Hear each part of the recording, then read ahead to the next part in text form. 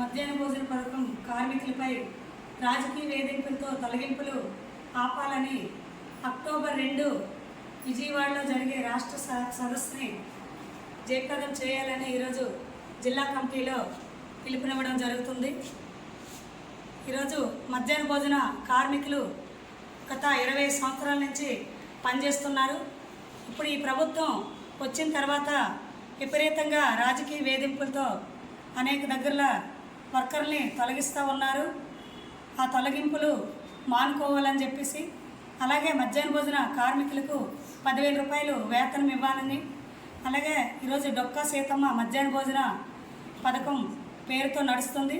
ఆ మెనూ ఛార్జీలకి 20 రూపాయలు ధరలకు అనుగుణంగా పెంచాలని చెప్పేసి, అలాగే అన్ని స్కూల్లో మౌలిక సదుపాయాలు కల్పించాలని చెప్పేసి, సంవత్సరానికి 2 జతలు యూనిఫామ్ ఇవ్వాలని చెప్పి, ప్రతి స్కూల్లో ఫస్ట్ ఎయిడ్ కిట్లు బాక్స్లు పెట్టాలని, ప్రమాద బీమా జరిగిన తర్వాత చనిపోయిన వాళ్ళకి 20 లక్షలు నష్టపరిహారం చెల్లించాలని, గ్యాస్ ప్రభుత్వమే ఇవ్వాలని చెప్పేసి, ప్రతి నెల 5వ తేదీకి బిల్లులు వేతనాలు చెల్లించాలని డిమాండ్స్ పరిష్కారం కోసం అక్టోబర్ 2 విజయవాడలో జరిగే రాష్ట్ర సదస్సుని జయప్రదం చేయాలని చెప్పేసి కోరుతూ ఉన్నాం. ఎందుకంటే ఈరోజు మధ్యాహ్న భోజన కార్మికులు ఎంతో కష్టపడి ఈరోజు ఈ పథకాన్ని నడిపిస్తున్నారు. కానీ ప్రభుత్వాలు ఎన్ని మారుతున్నప్పటికీ కూడా ఈ పథకాన్ని ముందుకు తీసుకెళ్ళట్లేదు. పథకంలో పనిచేస్తున్న కార్మికులకు కూడా వేతనాలు పెంచకుండా ఈరోజు చాలా దుర్భరమైన జీవితాలు గడుపుతూ ఉన్నారు. కానీ ఇప్పుడు ఈ టీడీపీ కూటమి ప్రభుత్వం వచ్చిన తర్వాత కొన్ని మండలాల్లో మా వైసీపీ వాళ్ళు ఉన్నారని చెప్పేసి, మా టీడీపీ వాళ్ళు ఉండాలని చెప్పేసి అనేక చోట్ల వేధింపులతో తొలగిస్తూ ఉన్నారు. ఇది సరైనది కాదు. ఈరోజు చంద్రబాబు నాయుడు గారు అసెంబ్లీలోనే చెప్పారు, ఈ ప్రభుత్వం వచ్చిన తర్వాత ఎటువంటి వారిని మార్పులు చేయమని చెప్పేసి. కానీ లోకల్లో ఉన్నటువంటి రాజకీయ నాయకులు కక్ష సాధింపులు ఉపయోగించి మధ్యాహ్న భోజన కార్మికుల్ని తొలగిస్తూ ఉన్నారు.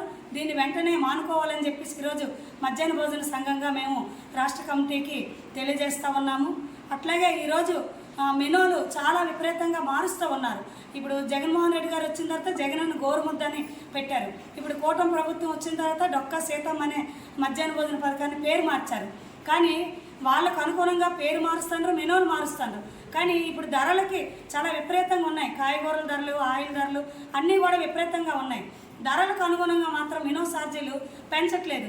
మరి మధ్యాహ్న భోజన కార్మికులు ఏ రకంగా అక్కడ వండుతారని చెప్పేసి ఆలోచన చేయాలని చెప్పేసి మేము అడుగుతూ ఉన్నాము. అట్లాగే ఈ పథకాన్ని ముఖ్యంగా ప్రైవేట్ సంస్థలకు ఇవ్వాలని చెప్పేసి ఈరోజు ప్రభుత్వం చాప కింద నీళ్ళ ఆలోచన చేస్తూ ఉంది. ఇప్పటికే అనేక జిల్లాల్లో ప్రైవేట్ సంస్థలకు అప్పచెప్పారు. మన జిల్లాలో కూడా గారా, శ్రీకాకుళం, ఆమదాల వలస ఇచ్చున్నారు.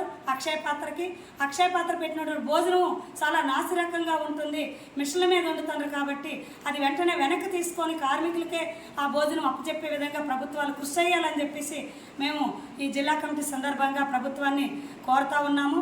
అట్లాగే ఈరోజు అనేక స్కూల్ దగ్గర వంట షెడ్లు లేవు, వంట పాత్రలు కరెక్ట్ అనేవి లేవు, మంచినీటి సదుపాయం లేదు. ఈరోజు గ్యాస్ మీద ఉండాలని ఈరోజు టీచర్స్ అలాగే అక్కడ ఉన్నటువంటి స్థానిక నాయకులు కూడా ఒత్తిడి చేస్తూ ఉన్నారు. ఈరోజు మెనూ ఛార్జీలు 5 రూపాయలు, 8 రూపాయలు పైన ఇచ్చి గ్యాస్ మీద ఉండాలి, మంచి మెనూ పెట్టాలని చెప్పేసి అధికారులు చెప్తా ఉన్నారు. ఇది ఎంతవరకు సవ్వని? ఒక టీ ఈరోజు 10 రూపాయలకి దొరకడం కష్టమైన తరము అయినటువంటి రోజులు ఇవి. కాబట్టి ఏ రకంగా ఈ పథకాన్ని కార్మికులు ముందుకు తీసుకెళ్తారని చెప్పేసి ఈ ప్రభుత్వాలు ఆలోచన చేయాలి. అందుకని ఈ డిమాండ్స్ అన్నీ ఏవైతే డిమాండ్స్ ఉన్నాయి, మధ్యాహ్న భోజన కార్మికులకి వేతనం 10,000 రూపాయలు ఇవ్వాలని చెప్పేసి, అలాగే ప్రతి నెల 5వ తేదీలోపు బిల్లులు వేతనాలు చెల్లించాలని చెప్పేసి, రాజకీయ వేధింపులు ఆపాలని చెప్పేసి, అన్ని స్కూల్లో మౌలిక సదుపాయాలు కల్పించాలని చెప్పేసి, గ్యాస్ ప్రభుత్వమే ఇవ్వాలని చెప్పి, సంవత్సరానికి 2 జతలు యూనిఫామ్ ఇవ్వాలని చెప్పేసి, అన్ని స్కూల్లో ఫస్ట్ ఎయిడ్ కిట్ బాక్సులు పెట్టాలని చెప్పేసి, చనిపోయిన వారికి 20,000 నష్టపరిహారం ఇవ్వాలని చెప్పి, దాన సంస్కార ఖర్చులు ఇవ్వాలని చెప్పేసి, ముఖ్యంగా ఈ పథకాన్ని ప్రైవేట్ సంస్థలకి అప్పచెప్పరాదని చెప్పి తదితర డిమాండ్ల కోసం అక్టోబర్ 2న విజయవాడలో జరిగే రాష్ట్ర సదస్సులో జిల్లాలో ఉన్నటువంటి మధ్యాహ్న భోజన కార్మికులందరూ కూడా పాల్గొని జయప్రదం చేయాలని చెప్పేసి ఈరోజు జిల్లా కమిటీ సందర్భంగా పిలుపునివ్వడం అనేది జరుగుతూ ఉంది. నా పేరు అల్లు మహాలక్ష్మి, మధ్యాహ్న భోజన సంఘం యూనియన్ జిల్లా గౌరవ అధ్యక్షురాలు.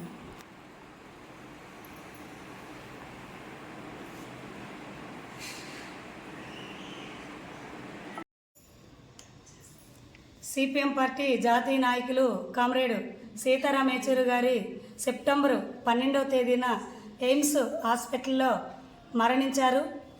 సీతారాం యేచూరి గారు విద్యార్థి దశ నుంచే పోరాటాలు ఉద్యమాలు చేశారు. ఆయన ప్రజల కోసం, పేదల కోసం, విద్యార్థుల కోసం, కార్మికుల కోసం ఎన్నో పోరాటాలు చేశారు. ఆయన ఈరోజు మన మధ్యలో లేకపోవడం చాలా బాధాకరం. కాబట్టి ఆయన ఏ ఆశయాల కోసం, ఏ ఉద్యమాల కోసం, ఏ ప్రజల కోసం అయితే ఇన్నేళ్ళు కష్టపడ్డారో ఆ ఆశయాలను భవిష్యత్తులో మేమందరం కూడా కృషి చేస్తామని చెప్పేసి తెలియజేస్తూ ఉన్నాము. అలాగే ఈరోజు సీతారాం యేచూరి గారు చనిపోవడమే కాకుండా ఆయన భౌతికాశయాన్ని కూడా ఎయిమ్స్ హాస్పిటల్కి ఇవ్వడం అనేది చాలా మంచి పరిణామం. ఇది చాలా అందరికీ దీనిగా ఉన్నది. కాబట్టి మేమందరం కూడా ఆయన ఏవైతే ఆశయాలు, ఆయన ఉద్యమాలు చేశారో వాటన్నింటిని కూడా భవిష్యత్తులో మేమందరం కూడా దాన్ని ముందుకు తీసుకెళ్తామని చెప్పేసి ఈ సందర్భంగా తెలియజేస్తూ ఉన్నాం. నా పేరు అల్లు మహాలక్ష్మి, సిఐటి జిల్లా ఉపాధ్యక్షురాలు.